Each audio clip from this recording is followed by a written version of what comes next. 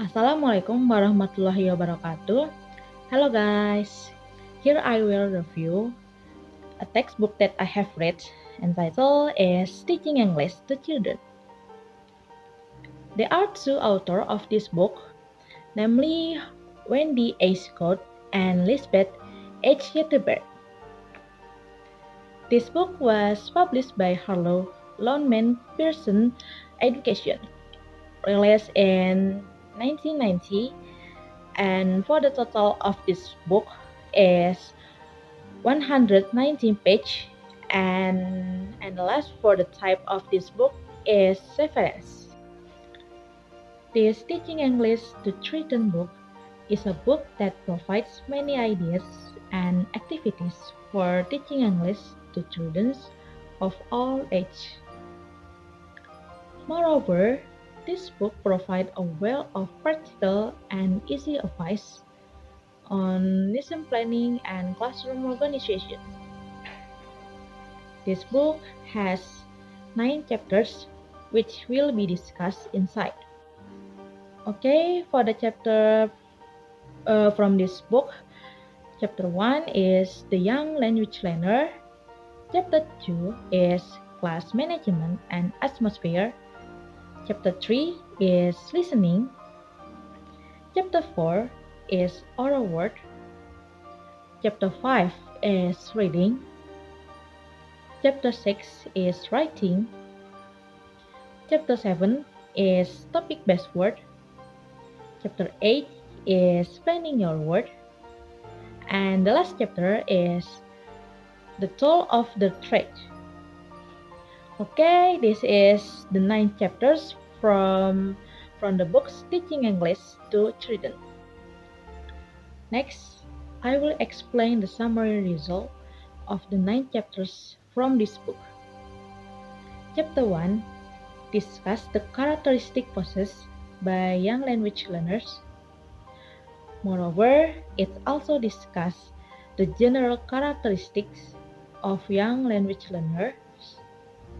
And finally, here is also shown the teaching methods. As a teacher, you must know the characteristic of these students. If we can know the characteristics, we will find an easy method to apply this English learning material. Next chapter is chapter 2. This chapter discusses how we can become ideal teachers for our students. Namely, how students become comfortable when taught by us, and beside that, it's also discussed how we can organize classes easily and neatly in class, carry out learning activities, and the last is discussing how to do group work and pair work into learning activities. In this chapter, we are taught how to manage the class in terms of atmosphere, manage students, and so on. Okay, next chapter is chapter 3. Chapter 3 is discuss easy listening learning methods for children, starting from mimic stories, drawings, instructions, rhymes, reading stories, and so on. In this chapter, we are taught important and easy things for proper teachers in teaching listening to students, namely practicing their listening skills through methods taught in this book. Like we have to improve our students' skill from listening to music. It's like that. The next chapter is chapter 4. Chapter 4 is discusses way to train children English skills through various exercises, starting from doing role play, using a mascot, drawings, puppets, and so on. So, in this chapter, we are taught to train students English skills through training methods.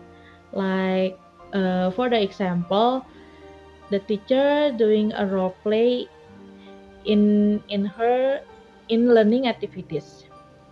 like doing a conversation between two people or more people. It's for improve improve their English skills to be better in the future. It's like that. And for the next is chapter 5. Chapter 5 is discussing easy reading learning methods for children, starting with an approach to learning reading, decoding reading, reading a story from a book, reading a class story, reading text based on the child's language, and so on. So, in this chapter, we will be taught how to apply this reading material well to these students. Moreover, in this chapter, we will take an approach in studying reading, starting from the various methods that will be applied in this chapter. For the example, if if we want to improve our English skills starting from our vocabulary, we have to always reading a books, many books like novel, textbook, and etc. It's like that. Next chapter is chapter 6. Chapter 6 is discussing writing learning for children, starting from detection, organizing and copying, straight copying, letters, and so on. So, in this chapter, we will be taught how to write properly and correctly.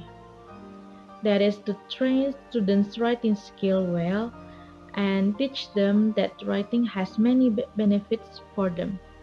But sometimes writing is not easy. That's why this chapter will teach students easy method to recognize writing. Okay, next is chapter 7. Chapter 7 is discusses how we organize the material that we will explain in learning activities or in class. Then, how we can manage the learning time, method, and activities, and so on. So, in this chapter, we will be taught how to arrange material neatly and correctly, then how we can apply this method to student well, and are taught how we can manage time properly and regularly. Okay, the next is chapter 8. This chapter discusses how we as a good teacher can play word properly and correctly. So, in this chapter, we discuss how we can make plans starting with long-term planning, short-term planning, lesson planning, and so on. So this is important to know how we can make a good plan, how we can arrange the good plans to be better in learning activities. It's so important for the teachers. And finally, the chapter 9. This chapter is discussing the items commonly used in English learning activities. This item has many useful functions and uses for children, starting from puppets, class mascot, paper dolls, English corner, card games, and so on. So, here we are taught to use objects that are around us as tool for learning. For example, we can use card games for improve their English skills. So it's not just a playing card game, but we can use them for learning activities for improve their English skills to be better for the future. It's like that. This book is very good for novice teachers candidates because in this book it has many easy methods that can be applied to students. And after I read it, I knew how to apply this English learning method. So I got to know the characteristic of these young learners. I know how to become ideal teachers and so on. This book provides various pictures of each material so that we can understand the content of the material in this book. For the advantage and disadvantage of the book that I have read, start with the advantage.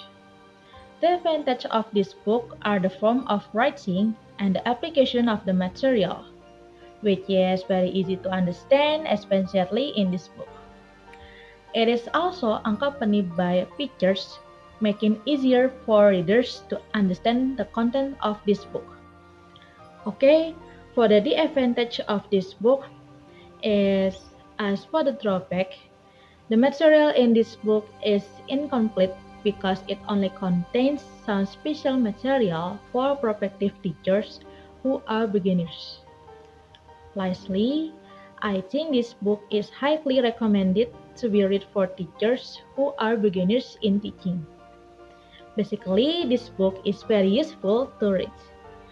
Okay, I think that's all from me. The last I say, wassalamualaikum warahmatullahi wabarakatuh. Thank you for watching.